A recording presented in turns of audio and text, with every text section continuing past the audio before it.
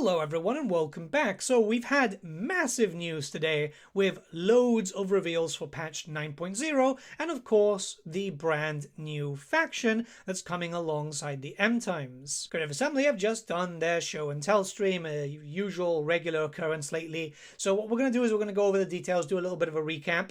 If everything goes according to plans, there will be timestamps in the description below, but I am working with a ton of information, so please, bear with me. And it's very important to note that Creative Assembly have stated that everything you're seeing here is a work in progress, so anything like stats or just effects in general can change by the time that this DLC releases in about 36 years or something. You never know. 8.1, the AI rework, will arrive next week unless something changes, which very much doubtful because they seem quite confident, and the patch notes will be coming soon. There's not really a lot of discussion coming in here, and that's perfectly fine because at the end of the day, I guess we'll see soon when it comes to patch notes and the rest. Okay, so patch 9.0, or update 9.0. No news on Neferata yet, but it's coming. They did state it's coming. And sieges are also still getting their siege rework, but that's at 9.1 as it's been known before. So after the end times, they just wanted to set that out a little bit more. So now, endgames. Huge changes are coming to endgames. The intention is for endgame to be more of a threat and interesting. They are separate Chaos Invasions, Vermintide, Nagash, and that's just like the three main ones. There's still going to be the old endgames, and they've got slightly touched up, but these are supposed to be really big thematic ones, and we'll talk about that with a screenshot in a little bit. Cinematics are back for the three main ones, and it's going to give you this whole thing of like letting you know that this is happening, which is good at the end of the day, right? So for Chaos, they used a lot of examples here. Chaos will be unified, you need to fight Chaos. Archaon will be OP, going up to like 100% ward save, and can be weakened by destroying specific Dark Fortresses, invasion forces, and the rest. Regions can be destroyed and will not be claimed again until the invasion has been defeated. And the Chaos Invasions might, this is still work in progress, show up in different places of the world. So if you're playing as a faction in Lustria, Archaon will pop up near Lustria. That's good, because it means that more problems are going to come around, and that means that you will deal with it. It's not like what happened in Warhammer 2, where it just kept spawning in the same location, and you really would not see it at all. Now, Archaon rework. So Archaon is visually getting changed, same as his Mountains weapons, and it's basically just like, oh, well, you know, bringing in more high definition. There's no model rework, it's just texture updates. But campaign updates, he can confed other Chaos factions, demons included, and you need to beat them in combat if you want to confederate them. And most of them are really around you, so it's perfectly fine. Creative Assembly also specifically mentioned that yes, you can become the endgame, and you can't take lands, only destroy them, and become super OP. But this is kind of cool. Lastly, a bit of information there is that, yeah, Sigvald will be updated to be more of a Sinesh Lord like Azazel, which, yeah, very, very happy about that. At the end of the day, kind of broke my heart that Azazel was the only Sinesh warrior as a Chaos Lord. I know Sinesh isn't, like, the most popular. I completely understand, but it's my faction, so I'm really happy. I'm really, really happy about this. Creative Assembly have decided that it's the time to change up the victory conditions. So before, and well, currently, they're focused mostly on just killing off other factions and also shared culturally, which isn't great. Many lords have the same victory conditions, which means that, unfortunately, if you're playing as Torrox the Brass Bull, for example, you need to go back to the Empire. That obviously sucks because, well, you're getting pushed to an area of the map that you otherwise wouldn't visit. So, a bunch of changes are coming. Now they're going to be more bespoke per lord, more thematic and mechanic focused, focus rewards, which is awesome, and improved UI. It does look like Creative Assembly did take some inspiration from the Victory Conditions Overhaul mod, and that's always really good to see because at the end of the day, it does make the game feel a lot better. So here we have the victory conditions for Torrox the Brass Bull. Short victory is claim a rampage reward 2 times, reach ruination level 3, win 3 battles in 1 turn, which is more than easy to do, raise Minotaur unit capacity 2 times, great, kill 2800 entities with Minotaurs, I mean it's the Minotaur faction so it makes a lot of sense, raise 30 settlements, which again super easy, and then build a Herdstone to level 5. You've got options from Altdorf all the way to Wei Jin, but you do have in Nargothrond and in Lothern, which is perfectly fine. When it comes to long victories, go all the way to Renishing to level 5, claim a rampage reward 6 times, and then do 5 Herdstones.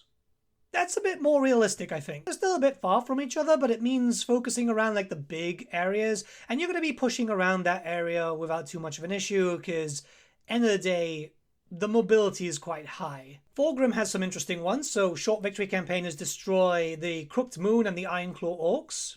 More than easy to do, especially with the Crooked Moon. You can take them out by, what, turn 6? Maybe even sooner.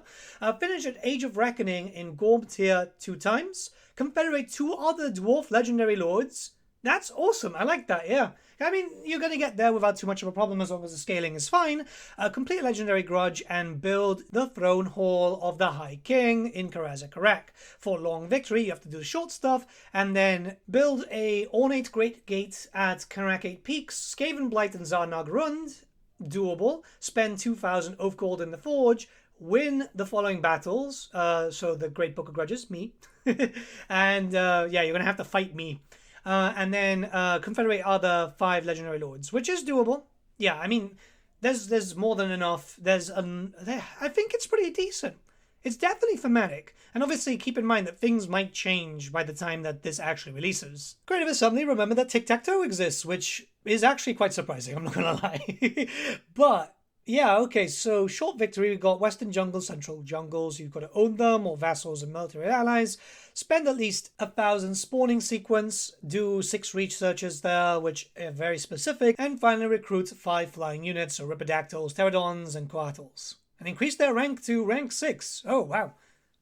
Interesting. Very, very specific, but I guess that works. Plus, there's loads of factors that can come in, so you can basically recruit units and have them level up really, really quick. Hell, sometimes you can even have them come out at rank 6. And then long victory, it's 2,000 spawning sequences, and then basically controlling the Southlands jungles, which I think works. It's definitely better than it was before. You see, stuff like this is really important. I know it doesn't mean a lot to people because a lot of people will quit a campaign quite early. They won't really get to the end. That's perfectly fine, because sometimes if you get bored, that's fine. Switch to another campaign or whatever. But for those going for achievement hunts, or in general, they want some form of direction, this could help out quite dramatically. Thing is, with the older ones, they just weren't good. So just improving the victory conditions for the kind of bad ones is going to make a lot more people be incentivized. Alright, so here is the End Times event for the Warriors of Chaos. As you can see, all Chaos Line factions have united under Archaon. Their old territory lies in ruin, and their legendary lords have joined the invasion. Regions raised during the endgame will not be able to be occupied again until Archaon is utterly defeated. The world now makes the last stand against Chaos. Provinces in which half or more of the regions have been raised will become devastated. Devastation causes large penalties to adjacent provinces. All factions fighting against the Chaos Invasion receive huge diplomatic bonuses with each other, so basically like the Shield of Civilization. And again, here you go, right, with Archaon's forces impossibly strong, you must weaken him. Invasion forces to be defeated anywhere in the world will actually reduce his ward save, which is good. There are 5 dark fortresses accompanying the invasion, each located somewhere in the world, and you'll have to destroy them to reduce them by 10% in terms of ward save. And if you beat him, then, then the invasion is over. This is pretty cool. I like this. This is very, very interesting. Finally, a proper Chaos Invasion. Like the Warhammer 1 was quite brutal back then, but now that we got loads of factions and a lot of DLCs with a lot of power play, we needed something very, very terrifying. And here's a look of how it looks in game. So you can see the invasion progress, you can see how much the world has been destroyed, and how much of a ward save Archaon has. There is a hard limit, as far as I remember. So they might have bypassed that so he can get to 100% ward save, but we'll have to wait and see. Oh, well, 94 it seems, but still, this looks like it's going to be quite interesting. Plus, I'm pretty sure he can get regen too, so this might be difficult. Which is not a bad thing. This actually sounds really fun, so let's see how it goes. We finally have word on the Vampire Count rework, so no images at the moment because it's the most actively being worked on. So they're testing it right now and seeing what's going to change, and a lot is subject to change. Raised Dead is now default recruitment. However, corpses are a new currency which lets you instant recruit. Tier 1 to 3 units will use corpses, and those are provincial recruitment, kind of working in the same way that we already kind of know. And then Tier 4 and Tier 5 use a different currency that doesn't have a name just yet, but you don't need any provincial recruitment for a Terrorgeist, for example, which is kind of cool. Now, the units also have unit caps, which could work out quite well. Obviously, stuff with like the Tomb Kings we're already kind of used to, so yeah.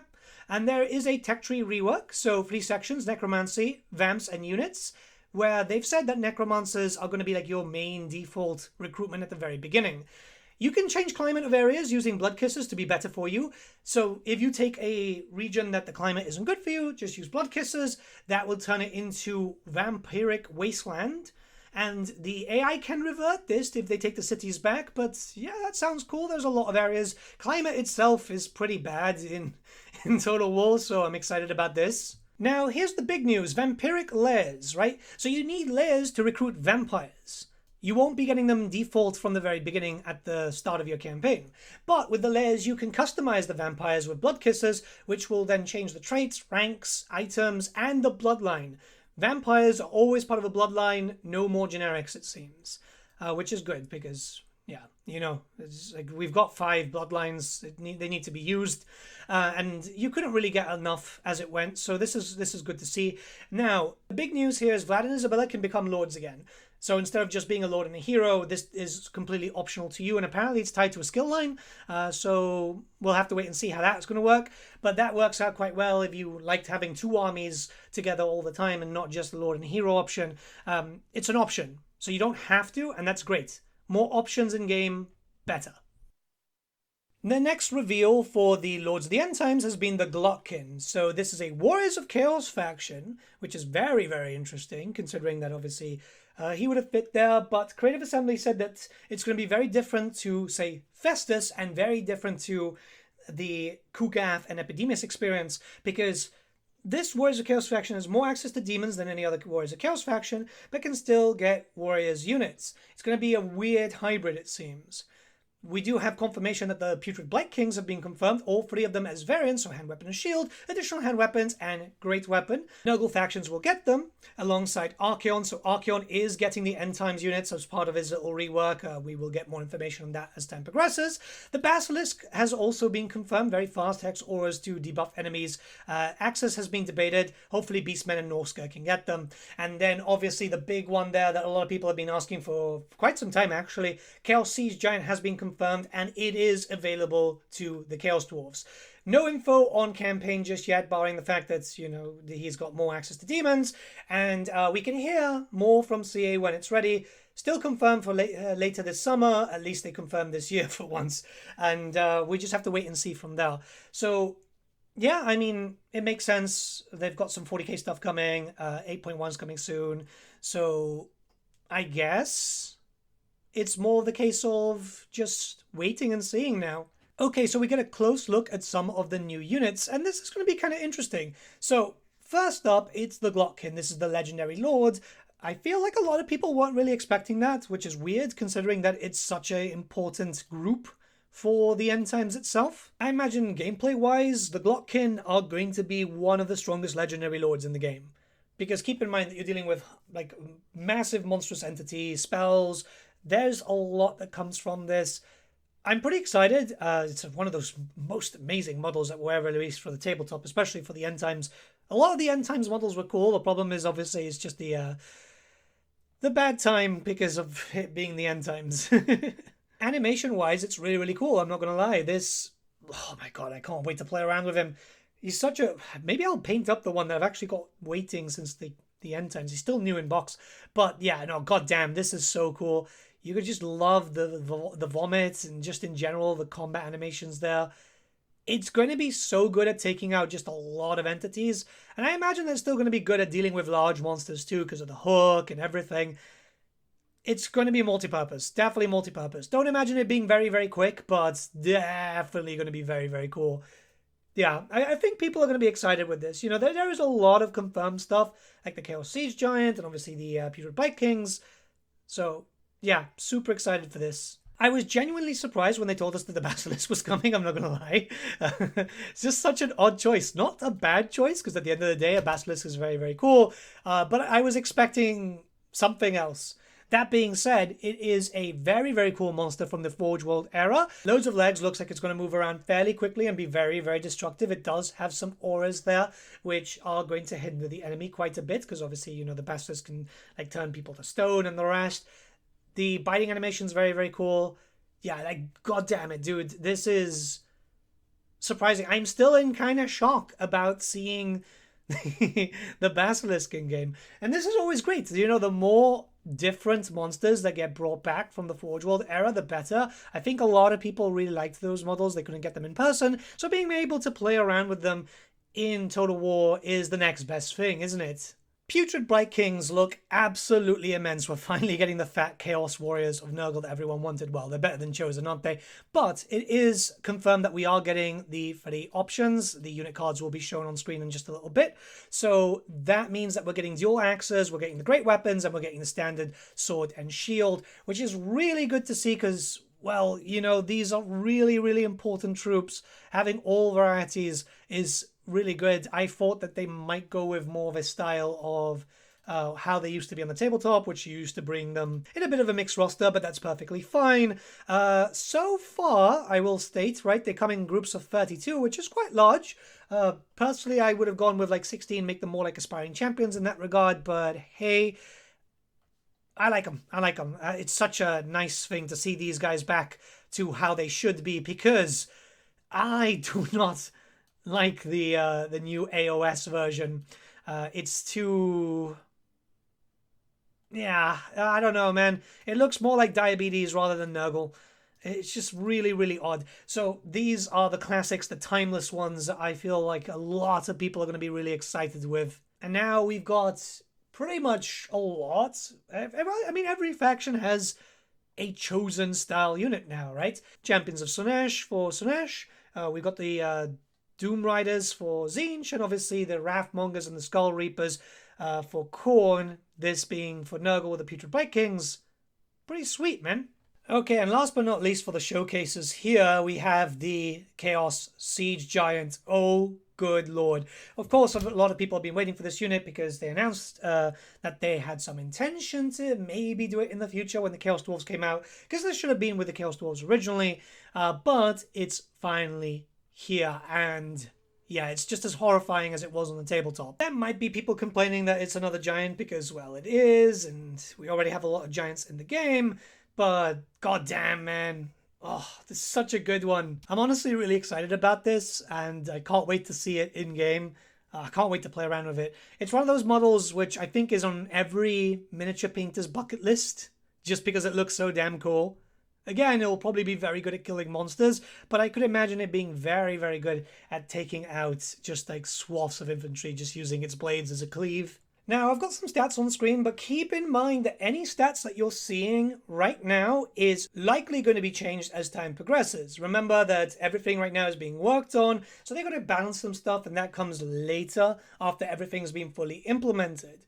I mean, the stats look pretty good so far, but Creative Assembly said like they were wanting to address that because a lot of people got a bit weird about like the Knights Panther stats and the rest, and yeah, it's understandable. You want them to do fairly well. I mean, so far I think that the GLOTTKIN is going to be just increased in health and armor and the rest, but he's going to be pretty scary. It's a hybrid lord that's going to be terrifying, let's be very honest there. Creative Assembly released some Rumor Engine stuff, so this is in the same format as Games Workshop, and it looks like there's some pretty interesting things there. We're working here on a very tight timeline, because obviously, as you can imagine, we don't really get a lot of the information early. So here, I really only recognize that tentacle. That likely is Gutrot Spume. The others I'm not too sure, especially since there seems to be quite a lot going through it. Now, I am going through like Nurgle troops, and it's very possible this could be something from the End Times range. Maybe Magath Riders could be possible. It's kind of hard to tell with this one, which is good, because originally they they pretty much flat out confirmed what things were when it came to the Middenheim stuff. So yeah, maybe we'll see some people cracking it on the Reddit at some point, because it's very, very possible that, yeah, I don't know. Could it be the Magath Riders? I'm just speculating here. Alright, so quite a lot of information. I'm pretty excited about this. I mean, the whole GLOTTKIN thing was expected. So, some people were talking about this Moontor leak, and guys, come on. It's the GLOTTKIN, seriously. Like, if you've ever read through the End Times, you'll know that the GLOTTKIN novella was one of the best things released there. It really shows you the desperation of the Chaos Warriors and why some people kind of fall to Chaos, right? It's a character that many people like. It's really tragic, well, characters, right? The Putrid Vikings are incredible, so yeah. And yeah, I mean, surprised on the Basilisk, I'm not going to lie, I'm very, very surprised. But overall, I think this was very good information. Hopefully it won't be too soon until we get to see some more. But we do know that Creative Assembly are going to go to China soon for some 40k stuff, so that might take a little bit of time on Intentional Way. Again, this DLC isn't coming out until, well, let's say September, I guess. Because I said still for later this summer. Summer ends in September. It's probably that. So hopefully we get to see more information and they can keep us busy. Because we still don't know, like, campaign mechanics and the rest. Either way, let me know what you guys think in the comments below. Let's start a bit of a discussion. Have a great one, guys. And I'll see you all again very, very soon. Bye.